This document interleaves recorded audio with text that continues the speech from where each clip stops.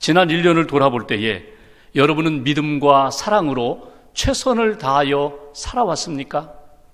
만약 내가 최선을 다하지 못했다면 그 이유는 무엇입니까? 오늘 우리가 요한복음 21장을 마무리하면서 예수님의 제자 베드로를 만나고자 합니다.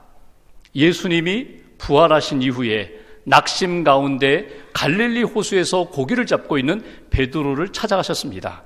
그리고 베드로에게 이렇게 질문하십니다. 내가 나를 사랑하느냐? 내가 나를 사랑하느냐? 내가 나를 사랑하느냐? 3번에 걸쳐서 예수님이 질문을 하시고 베드로는 이렇게 대답합니다. 주님께서 아시나이다. 주님이 아십니다. 주님이 내 모든 것을 아십니다. 여기 베드로의 답변, 베드로의 고백인 주님께서 아십니다. 이 고백에 대하여 우리가 송년주일에 묵상하면서 하나님이 우리에게 주시는 말씀을 건져 올리고자 합니다. 베드로가 답변했던 주님께서 아시나이다. 이 말씀에 이 고백이 우리에게 주는 의미가 무엇일까? 먼저 15절 말씀을 다시 한번 봉독하겠습니다. 15절 한 절을 같이 봉독합니다.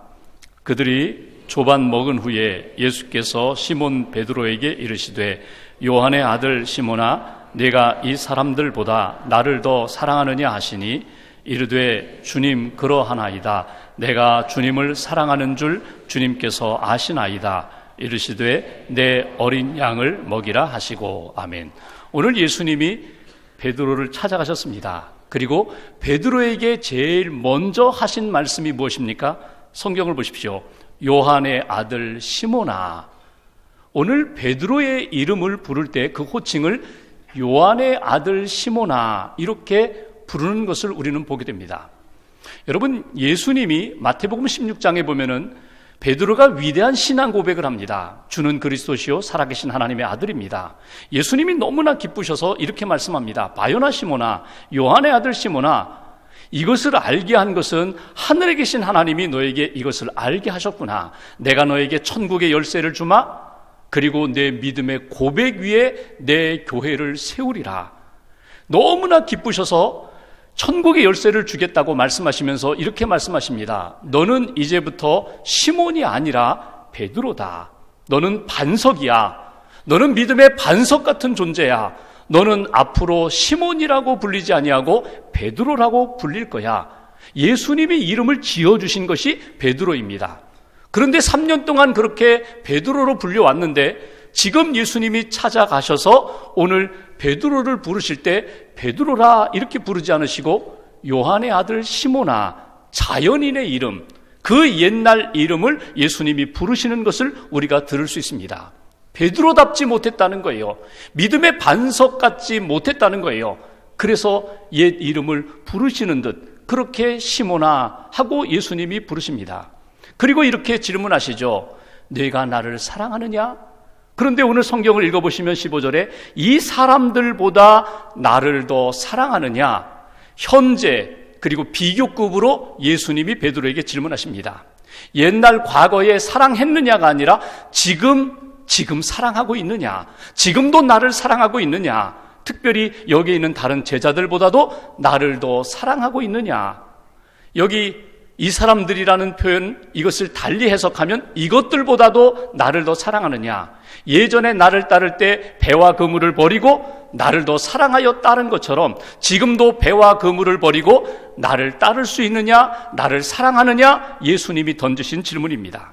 그런데 우리말 성경에는 잘 나타나 있지 않지만 원문을 보면은 예수님이 베드로에게 던지셨던 질문에서 내가 나를 사랑하느냐? 그 사랑이라는 동사와 베드로가 제가 주님을 사랑하는 줄 주님께서 아십니다. 제가 주님을 사랑합니다라는 베드로의 사랑의 표현이 다르게 나타나는 것을 보게 됩니다. 헬라어의 사랑이라는 표현이 여러 가지가 있는데 예수님은 베드로에게 이렇게 질문하십니다. 내가 나를 여기 있는 사람들보다도 더 아가페로 사랑하느냐? 아가페의 사랑이 무엇입니까?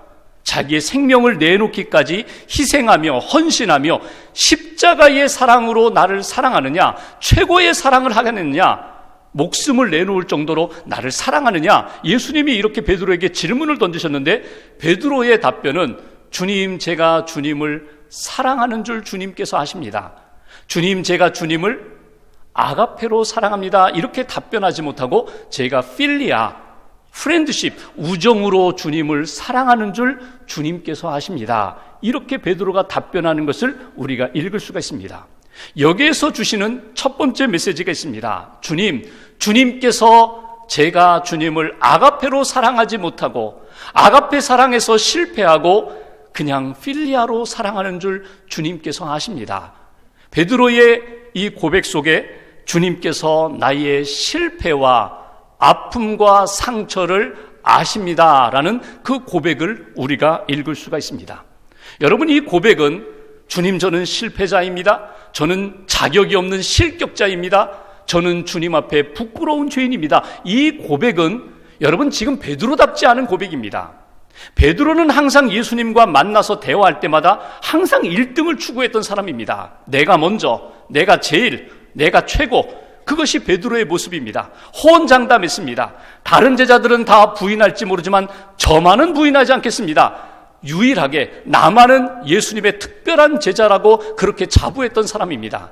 그런데 오늘 베드로는 그 자신만만함이 다 사라졌습니다. 주님, 저는 실패자입니다. 저는 주님을 아가페로 사랑하지 못하고 이 정도밖에 되지 않는다는 것 주님이 다 알고 계시지 않습니까? 오늘 베드로의 이 마음, 여러분, 주님께서 아신다.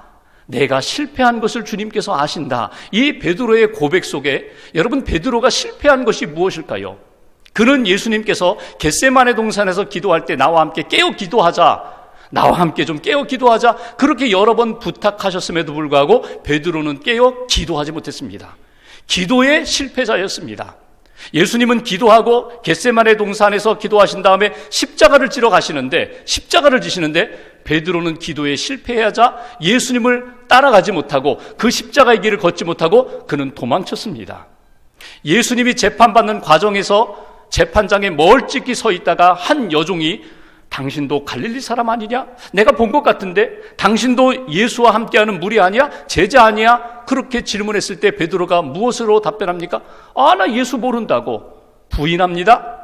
맹세합니다. 예수님을 저주하면서까지 예수님을 3번이나 부인했던 실패자입니다. 부활하신 예수님을 만났습니다. 부활하신 예수님을 만나고서도 믿음으로 주님을 따라가지 않고 주님을 붙잡지 않고 나는 실패자야. 나는 예수님을 3번이나 부인한 사람이야. 나는 제자답지 못한 실격자야. 그리고 옛날 고기 잡던 갈릴리 호수에 가서 물고기 잡는 그런 실패의 아픔을 안고 있는 그런 모습을 우리가 볼 수 있습니다. 자기가 가겠다고 하니까 6명의 제자가 나도 해서 7명이 갈릴리 호수에 가서 밤새도록 물고기를 잡았어요. 한 마리도 잡지 못했어요. 그때 베드로의 마음은 어떤 마음일까요? 믿음에서도 실패했는데, 제자로서도 실패했는데, 아니 고기라도 옛날에 잡던 그 실력을 발휘해서 고기라도 좀 잡혀야 되는데 한 마리도 잡지 못했어요. 밤새도록 한 마리도 잡지 못한 그 베드로를 찾아가신 예수님, 그 예수님 앞에서 주님, 저는 이 정도밖에 안 됩니다. 저는 실패자입니다. 저의 실패를 주님이 아십니다. 이것이 오늘 베드로의 고백입니다. 오늘 예수님이 저와 여러분들에게 내가 나를 사랑하느냐고 그렇게 질문하실 때 여러분 어떻게 답변하시겠습니까? 지난 1년을 돌아보면서 너는 믿음의 승리자였느냐고, 예배의 승리자였느냐고, 기도에 항상 승리자였냐고 그렇게 주님이 물으신다면 여러분 어떻게 답변하시겠습니까? 주님, 저는 기도해야 할 때 기도하지 못했습니다. 주님을 의지해야 할 때 주님 의지하기보다는 나 자신을 의지하고 나 자신을 과신하면서 내 힘으로 하려고 하다가 넘어질 때가 너무나 많았던 실패자입니다. 실격자입니다. 충동적이었습니다. 말에 충동적이었고 행동에 충동적이었고 무엇을 결정할 때에 기도하지 않고 충동적으로 결정할 때가 너무나 많았던 부끄러운 실패자입니다. 여러분, 이렇게 고백할 수 있는 분들, 어쩌면 이것이 베드로의 모습만이 아니라 저와 여러분들의 모습일 수 있습니다. 아니, 우리의 지금의 모습입니다. 주님, 저는 죄인입니다. 저는 실패자입니다. 주님께서 저의 모든 것을 알고 계십니다. 주님, 긍휼히 여겨주옵소서. 저희를 불쌍히 여겨주옵소서. 오늘 베드로의 그 진솔한 믿음의 고백, 그 고백이 저와 여러분들의 고백이 될 수 있기를 주님의 이름으로 기원합니다. 그런데 이것으로 끝나지 않습니다. 한번 여기 16절 말씀 봉독하겠습니다. 함께 봉독합니다. 또 두 번째 이르시되 요한의 아들 시몬아 내가 나를 사랑하느냐 하시니 이르되 주님 그러하나이다. 내가 주님을 사랑하는 줄 주님께서 아시나이다. 이르시되 내 양을 치라 하시고 아멘. 여기 예수님이 다시금 질문하십니다. 요한의 아들 시몬아 내가 나를 사랑하느냐. 이번 예수님의 두 번째 질문에는요 비교급을 빼버리셨어요. 예수님이 비교급을 빼보셨어요. 그래 이 사람들보다 이것들보다 나를 더 사랑하느냐? 내가 그것은 안 된다고 못했다고 했지? 그렇다면 내가 너 자신의 신앙의 양심 앞에서 나를 사랑하고 있느냐? 예수님이 이렇게 질문하십니다. 원어를 보면은 아가페로 나를 사랑하느냐? 아가페로 나를 사랑할 수 있느냐? 예수님이 이렇게 질문하시는데 베드로의 답변은 똑같습니다. 저는 아가페로 예수님을 사랑하지 못했습니다. 지금도 아가페로 사랑할 능력은 없습니다. 필리아로 그냥 우정의 작은 사랑으로 주님을 사랑합니다. 이것이 오늘 베드로의 답변입니다. 그러니까 실패자일 뿐만 아니라 예수님이 다시금 질문하셨을 때 그 질문을 받으면서 내가 얼마나 큰 죄인인지 지금도 하나님 앞에서 회개하며 참회하며 하나님의 은혜와 긍휼을 구하고 있는 내 모습을 다 주님 알고 계시지 않습니까? 이것이 오늘 베드로의 고백입니다. 주님께서 나의 참회와 나의 회개하는 심령과 삶을 이미 알고 계십니다. 이것이 베드로의 고백입니다. 성경을 보시면 예수님을 3번이나 부인할 때 예수님과 베드로의 눈이 마주쳤습니다. 예수님이 물끄러미 자신을 부인하는 베드로를 바라보실 때 베드로의 마음 가운데 떠올랐던 한마디가 있었습니다. 그것은 이미 예수님께서 경고하셨던 말씀, 닭 울기 전에 내가 나를 3번 부인하리라. 그 말씀이 떠올랐어요. 자신이 예수님을 3번 모른다고 부인하고 그리고 맹세하고 예수님을 저주까지 부인하자 닭이 우는 거예요. 밖에 나가서 통곡합니다. 이거밖에 안 되나? 내가 그렇게 굳게 결심했는데 정말 예수님 말씀대로 나는 예수님을 3번 부인했다는 자책감 때문에 예수님 앞에 하나님 앞에 부끄러워 통곡하며 회개했던 그 베드로의 모습. 전승에 의하면 베드로는요 새벽마다 닭 울 때마다 깨어서 하나님 앞에 통곡하며 회개했다고 하죠. 이스라엘 가면 베드로의 통곡 교회가 있는데 그 예배당 종탑에는 십자가가 세워져 있지 않고 닭 한 마리가 모형으로 세워졌다고 하죠. 베드로 그 새벽을 알려주었던 그 수탉, 베드로의 잘못을 일깨워줬던 그 닭, 어쩌면 베드로의 신앙의 가장 중요한 상징은 새벽 닭일 것입니다. 주님, 저는 주님을 부인했던 그 순간부터 지금까지 끊임없이 주님 앞에 참회하고 있습니다.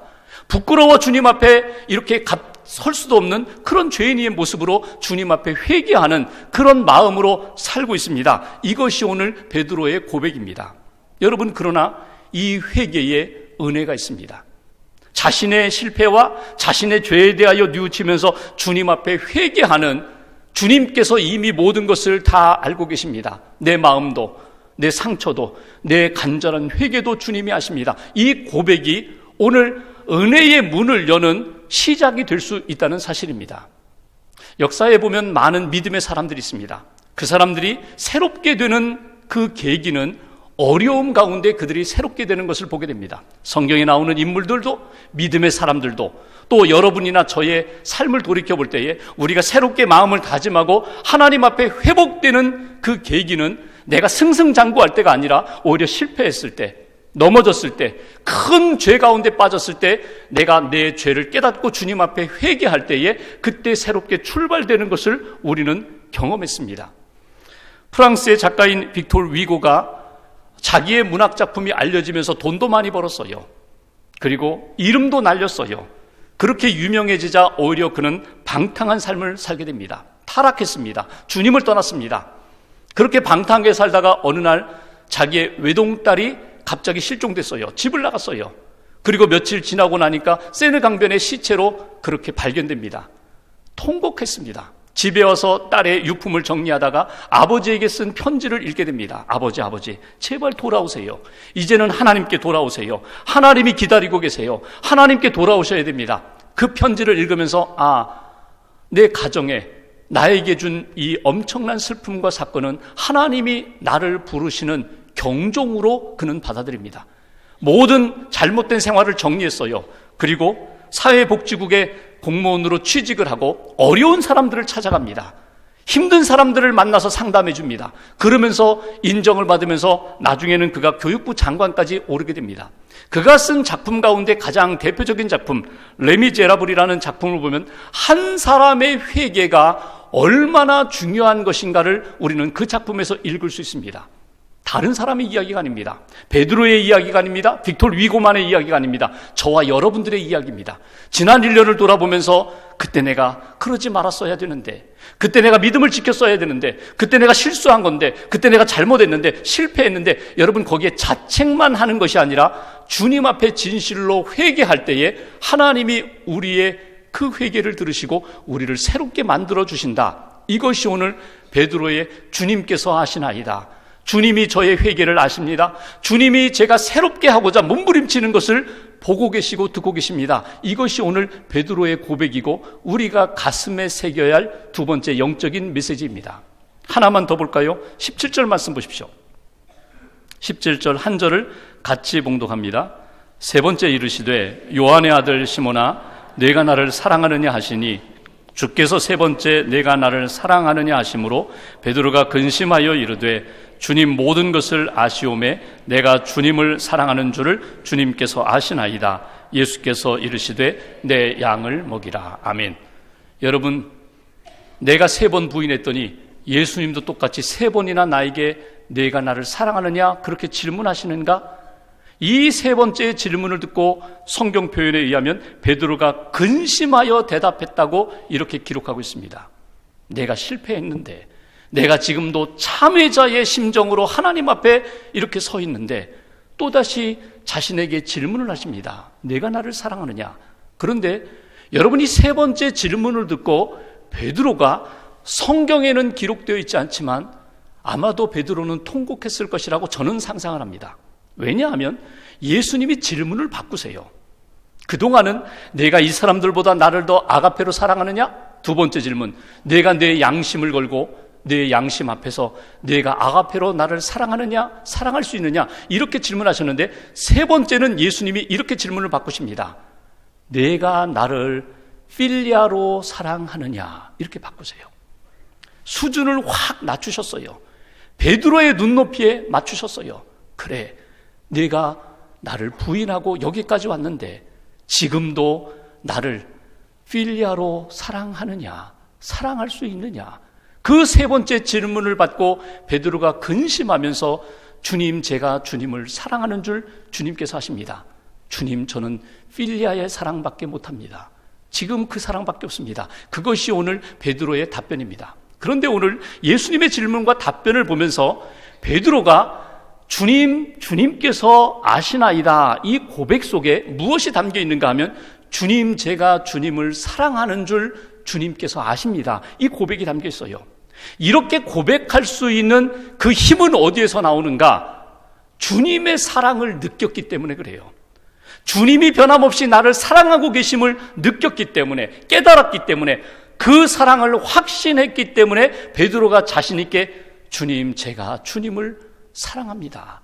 제가 주님 사랑하는 걸 주님이 아십니다. 이렇게 고백할 수 있었다는 것입니다.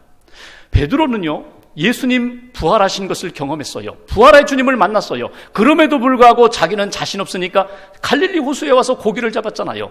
밤새 잡았는데 잡지 못하고 있는 그때에, 그 이른 새벽에 예수님이 갈릴리 호숫가에 나타나셨습니다. 그리고 밤새 얼마나 잡았느냐? 한 마리도 잡지 못했습니다. 그물을 오른편에다 던져봐. 그물을 던졌더니 거기에 그물이 찢어질 정도로 153마리의 물고기가 잡혔어요. 아니, 저 예수님 아닌가? 베드로가 뛰어들어갑니다. 바다로, 갈릴리 호수로 뛰어가서 예수님을 만나게 됩니다. 예수님이 아침상을 차려놓으셨어요. 그리고 먹고 힘내. 그런데 우리 성경을 보십시오. 예수님이 한 번쯤 이렇게 책망하실 법하잖아요. 너 왜 기도하지 않았니? 그때 기도하자고 했잖아. 너 나를 왜 3번이나 부인했니? 너 부활의 주님을 만나고서, 나를 만나고서도 여기까지 오고 싶냐? 이 못난 놈아. 이렇게 한 번쯤 책망할 법한데 책망이 없어요. 그리고 예수님은 그냥 사랑으로 다 받아주세요. 예수님의 질문 속에 내가 나를 사랑하느냐? 이 질문은요, 어떻게 느껴지는가 하면, 이놈아, 내가 너를 사랑한다. 끝까지 사랑한다. 너를 포기하지 않는다. 이 사랑으로 베드로가 느꼈기 때문에 제가 주님 사랑하는 줄 주님이 아십니다.